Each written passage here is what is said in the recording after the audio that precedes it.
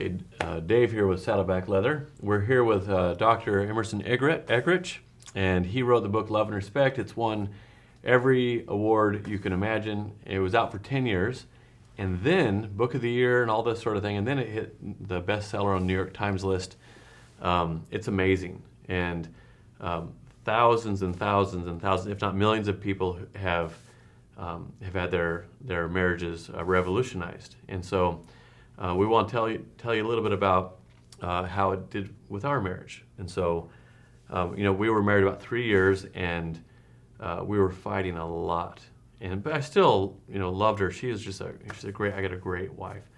But we were just having this really rough time, and it had been going on for a long time, where she would say stuff and act certain ways, and I'd go, "Oh man," and then I would act in certain ways and say certain things, or not act in certain ways, or not say things, and she would go, "Oh, what a jerk! What a jerk! I can't believe it." And then then we would make up. Okay, I forgive you. Will you forgive me? Yes, I forgive you. And then we would go back into it again. A couple days later, a week later, and it just kept going like that. And I was just thinking, this really stinks. Something's up. And she was thinking the same thing. And so one night, well, you tell them you were... Well, yeah, we knew about Love and Respect. My parents had gone to a convention some time before, and definitely big changes, big. And then we had actually given it out to some friends and stuff too, and CDs, and we watched a portion of it, but never went from beginning to end. So we knew this stuff was good. It was at night, and I was in my bed. I was praying. I was like, God, I know I'm a part of this too. I need some help here. I don't know how to fix it. I don't know how to make this right. And while I was praying, I really felt like the Lord was saying, go get that book. And I knew what book he was talking about. And the more I prayed, I heard him say, go get it now. So I got up, went to the living room where he was shunning me, and I said... Like 12:30 at night, I was on my computer just Yep. working away, not communicating with her, just kind of ignoring her, Yeah. punishing her for being a jerk to me. And so I said, honey, I started talking, and I said, I was praying, I really feel like we need to get that book. And he said, okay. And he said, we'll start tomorrow. And I said, no, I really feel like it's like God was saying, go get it now. Like, we need to start now. So it was almost close to 1 a.m. when we started reading the book. And it has radically transformed our marriage. It still has. I mean, we've never done the cycle anymore. We have never done that again. We still fight, but we know how to diffuse it now. And it's been life-changing for our marriage. So right away, we were reading it going, okay, are there hidden cameras in this house? Like, this is exactly talking about our marriage. Yeah. And I mean, our marriage was, I don't know, 80%, 90% fixed the first night, once we realized that we were having the problem. And not fixed, but way healthier immediately. And then we've since talked to couples and people who have said it's revolutionized. Their marriage was exactly like, are they watching me? That sort of thing. Yeah. And this is our marriage. This is talking about us. And so we've given the book out a lot, and we've, so it's just been fantastic. And I couldn't think of a better gift for a birthday present, for a Christmas present, for a Valentine's present, better than any leather thing. And you could get a man one of these babies, which makes into a backpack, also lined with pigskin.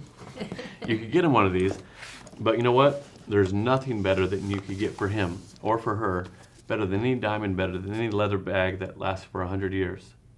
Then you could get Love and Respect. Now you could get this. I'm guessing you have it on Kindle. You have a conference you could. Our streaming website, loveandrespect.com, or on Amazon. Yeah, we have the streaming, Yeah, all those Amazon. resources, exactly. Seriously, this would be a fantastic book. And so if you're a woman watching this, a lot of men don't jump into, hey, can we read a marriage book together? So you had some thoughts earlier on how that would work, what you could do for that. What would you suggest for a woman who wants to read who wants to get more Right. love, feel Right. more loved in her marriage. Right. What would you recommend for her? Well, usually women are excited if a husband brings a marriage book home, to read just together. She's kind of excited. She'll be on the phone to her girlfriends later talking about the fact that we're doing a marriage book together. So it's highly energizing. Men, on the other hand, are less energized when you say, let's read this marriage book, because he immediately feels it's going to be all about him failing to be who he ought to be, because he knows she's very loving. And most marriage books are leaning toward communication face-to-face, sharing feelings, all these things that women naturally do. And so men somehow feel shamed in that. But I think if she were to say to him, this book talks about men serving and dying for honor, and that men really are motivated by issues of honor, and that women don't always understand that, and that we come across disrespectfully, we dishonor in ways that we don't intend to, and then he loses energy. I want to better understand that, and this book explains that. Would you read a couple chapters with me on that? He'll usually, if he's got any degree of goodwill, he'll engage that if you restrict it. And then even say, I just want to take 15 minutes, these 2 chapters. I don't want to go 15 hours. Really, we can set a timer even if you want. But I want to better understand what it means to motivate you as a man of honor, and I think I failed to do that. Now, she's taking ownership perhaps for something she shouldn't. He may be 90% guilty, but the point is being effective to engage him. Right. And so it's really a matter of if she's willing to do that, it'll work. It'll work almost always with a good-willed man. So she has to decide, do I want him to engage this, and am I willing to use that method to do that? He'll respond to that. But I think those who are listening, one of the things they reference is the crazy cycle. And what we mean by that is that generally women respond to issues of love, and men tend to respond to issues of respect. Or put it this way, when he feels disrespected, he shuts down.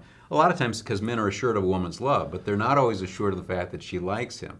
So he leans toward the respect side. We've asked 7,000 people this question. When you're in a conflict with your spouse, do you feel unloved at that moment or disrespected? 83% of the men say they feel disrespected. 72% of the women say they feel unloved. So there are exceptions, obviously, but generally that's the case. And the crazy cycle says when he feels disrespected, he reacts in a way that feels unloving to her. When she feels unloved, she reacts in a way that feels disrespectful to him. So without love, she reacts without respect. Without respect, he reacts without love. And this thing spins, and it can get really crazy. And that's what they were referencing. And this is very painful. And it's painful because a lot of times she's not trying to be disrespectful. He's not trying to be unloving, but it happens. And we end up feeling, why can't you get this? And then we judge each other, and it really becomes painful. So then you're in the living room not wanting to talk. You're in the bedroom, and you're all upset, and you're both good-willed, but what's going on? So then you read this and think, wow, that's what's going on. And so once we unpack that and decode it, which you did, it really does result in some good things. But some of you may be involved in this, and we want to say very clearly the pain of that crazy cycle is immeasurable. And one of the reasons I say that is that I spoke at a conference where there was a man from China, and he had been persecuted. He had been tortured many times by the government. And finally there was humanitarian cry against this. And so they let him immigrate to America. And so he and his wife came here, and he wanted to meet with me personally. And he said, I just need to let you know that we came to America, we were traveling, my wife and I, and we were so busy that our marriage started to go under. And we were going to divorce. And he said, I have never experienced as much pain. We were on that crazy cycle. And later we got your book. It explained what we were experiencing, the heartbreak that we were having, and it healed our marriage. And he said, Emerson, I just have to thank you.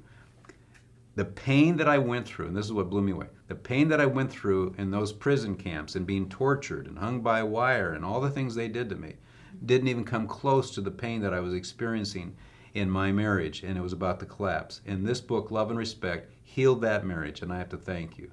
Well, I sat there in complete shock. A man literally tortured, saying to me the pain of the bad marriage was worse than physical torture.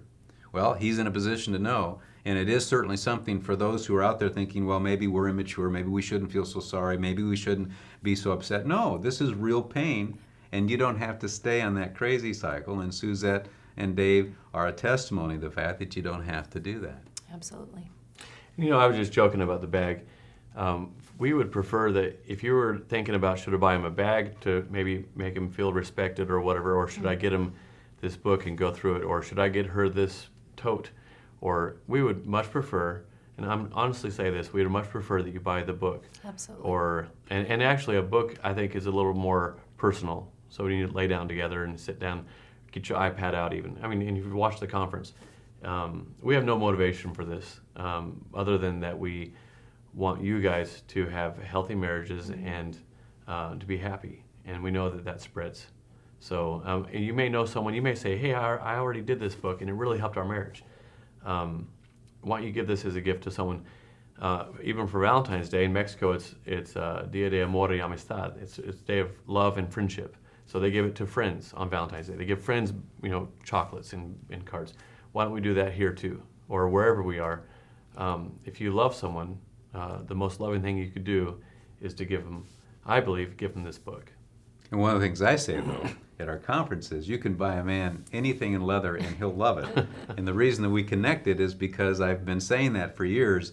You can get him anything in leather and he'll love it. So if you don't buy the Love and Respect book, just write a note saying, the other day I was thinking about you, that you would literally die for me. That's overwhelming to me. Thank you. And then sign it with all my respect, the one who still admires you. And put that card next to something you've gotten from Saddleback in leather. Okay, you can do And that too. he will think he's died and gone to heaven. What I call a respect note with a piece of leather. Oh, that's great. There you go. Very cool.